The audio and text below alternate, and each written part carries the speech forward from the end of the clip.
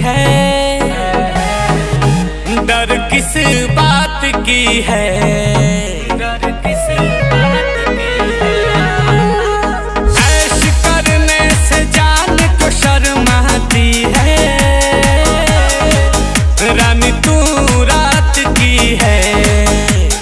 Touch करके है बच करके है, जाने जाना ऐसे न जा। हट करके है सट करके है, आजा आज ले ले मजा। चलो ना बेबी डांस करे, चलो ना बेबी डांस करे, बजाओ डीजे डांस करे, बजाओ डीजे डांस करे।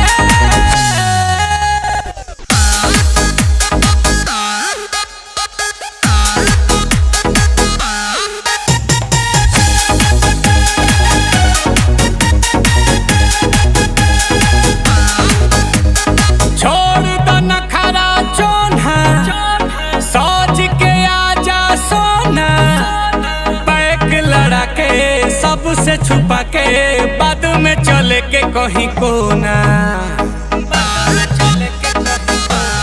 हो छोड़ दो नखरा चोना, सोच के आजा सोना। बैग लड़ा के सबसे छुपा के बाद में चले के कहीं कोना। बीट बजने पे जान थिरक जाती है, डोले कमर रश के सुर्ख होठों से जाम जो छलकाती है। तू बार बार हंस के मिल करके है चिल करके है, आओ हम देखे जरा। झुम झुम के है घूम घूम के है, अभी मेरा दिल ना भरा। चलो ना बेबी डांस करे, चलो ना बेबी डांस करे, बजाओ डीजे डांस करे, बजाओ डीजे डांस करे।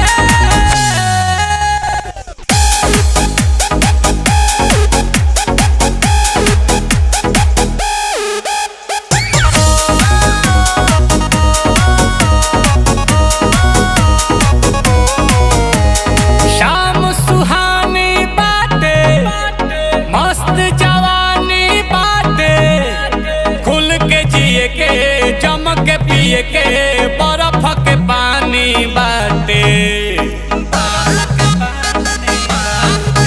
अरे शाम सुहानी बाटे, मस्त जवानी बाटे, खुल के जिए के जम के पिए के, बर्फ के पानी बाटे।